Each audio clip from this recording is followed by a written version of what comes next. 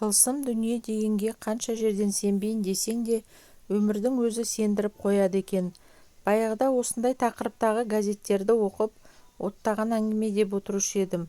Осыдан 15 жыл бұрын бір оқиғаны бастан өткеріп, иланбасқа шара қалмады, дейді Жұпар есімді шымкенттік оқырман. Жұпардың көрген қиыншылықтарының бәрі жалдамалы пәтерден болыпты.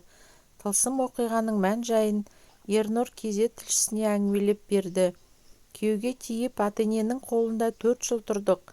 Бізден кейін қайнымыз үйленіп, олардың баласы апыл-тапыл баса бастағанда енеміз біздің еншімізді берді. Енші дейтіндей дайын тұрған үй жоқ. Қолымызға киім-кешегіміз салынған дорба мен ыдыс-аяқ салынған қорапты алып жүре бердік қой. Ата-енеміз алысқа ұзамай осы ауылдағы біреудің үйін қарастырыңдар деген, бірақ оған ықылас көнбеді. Қалаға кетем, екі жақтап жұмыс істеп, үй алудың әрекетін жасаймыз деді. Арзандау пәтер іздеп келейін деп, 2 күн жүріп, біреудің фундаменті жерге кіріп кеткен ескі времянкасына келісіп келіпті. Іші таза екен, соған көшіп барамыз деді.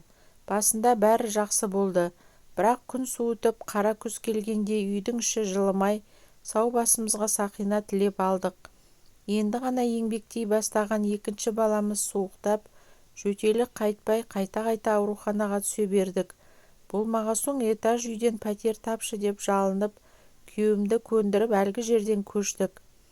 Екінші пәтерді таңдауға күйеуіме қосылып өзім шыққам. Менің де таңдауға қақым бар деп. Барған үйіміздің ақысы тым қымбат. Сөйтіп бір жатақхананың бөлмесіне тап болдық. Іші тап-таза екен. Маған ұнай кетті. Сендер осыны не қылса сатып алсаңдаршы, ақшасын асықтырмай бөліп төлеп тастайсыңдар деп қожайын жата жабысты. Сатып алуға шама жоқ, арендаға алайық деп келісіп, 2 күннен кейін әлгі бөлмеге көшіп бардық. Жылы үйге көшіп келдік деп мәз болдым. Оның үстіне әлгі жатақханада тұратындардың көбі өзіміз секілді жастар екен. Араласатын орта табылды деп қуандым. Бірақ араласпақ түгіл шайымызды дұрыстап іше алмайтын халге түсерімізді ол кезде білмеппін. Бір аптадай тыныш болды. Одан кейін басталды ғой бәрі. Түнде ұйқыға жатқаннан бірдеңе тықырлайды. Тышқан жүрме деп тыңдаймын. Көршілерден бе деп есіктің сыртына елеңдеймін. Бірақ әлгі дыбыс сол күйі құлақтан кетпей қойды. Бірте-бірте бөлмеде біреу жүргендей көзіме елестер көріне бастады. Күндіз тірлікке, балаларға алданып, уақыт тез өтеді. Кешке сол нәрсе тағы қайталанады. Алдын күйеуім екеуміздің махаббатымыз күшті еді. Жан-жарым жұмыстан келе сала 2 ұлым мен 1 қызын ойнатып, одан қалса ас үйге жүрген маған көмектесіп жаны қалмайтын. Табысының 1 тиынын сыртқа шашпай алып келуші еді. Сенбі-жексенбі күндері отбасымызбен қала сыртына барып демалып, мәре-сәре болып жатушы едік. Бірақ осы үйге келгелі соның бәрі қазір көрген түстей болып қалды. Соңғы кезде күйеуім қатты өзгерді. Жұмыстан жай келеді, пісірген тамағым, қайнатқан шайым ұнамайтын болды. Шуламаңдар деп балаларына зекитінді шығарды. Жұмысында бірдеңе болған шығар, шаршап жүрген шығар дегем. Себебін сұрасам мардымды жауап ала алмайым. Осылай 1000 сұрақтың жауабын таба алмай жүргенде өкпесіне суық тигізіп алған баламның ауруы қайта асқынып, жиі ауруханаға жатып қалып жүрдік. Ауруханадан емделіп үйге шыққан түні ғой, ұйқым келмей ояу жатқам. Ақ киімді, шашы беліне түскен бір қыз кереуетіміздің жанынан өтіп, балалардың қасында отырғандай сезілді. Ықылас, біреу жүр деп түрттім. Ол болса, қойшы, ұйықташы деп теріс қарап жатып қалды. Надан кейін қайдағы ұйқы, баламның түнде тұрып сүт ішетіні бар еді. Соны жылытып келейін деп ортақ асханаға беттедім.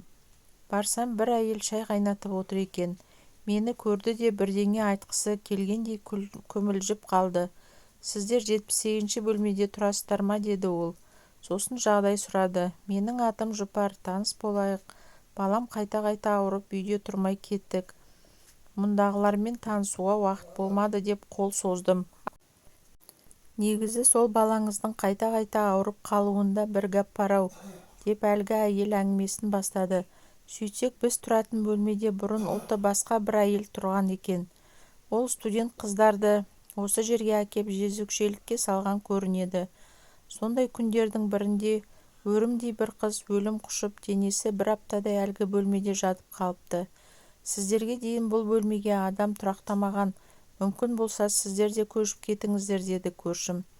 Естігенді күйеуіме айтып ем, көзі алақандай боп кетті. Негізі сені қорықпайтын деп жүрем. Осы үйге көшіп келгелі менің де мазам жоқ. Кешке үйге сүйретіліп әрең келем. Келсем сендерге ұрса бергім кеп, жын кіргендей аласұрам. Мұның бәрі шаршағандікі шығар деп жүрсем, мәселе мынандай екен ғой, деп ықылас ағынан жарылды. Қалай басқа пәтерге көштік, басымыздағы бүкіл проблема шешіліп, денсаулығымыз да түзеліп, жанымыз кіріп қалды ғой. Кейде сенгің келмейді осындай оқиғаларға.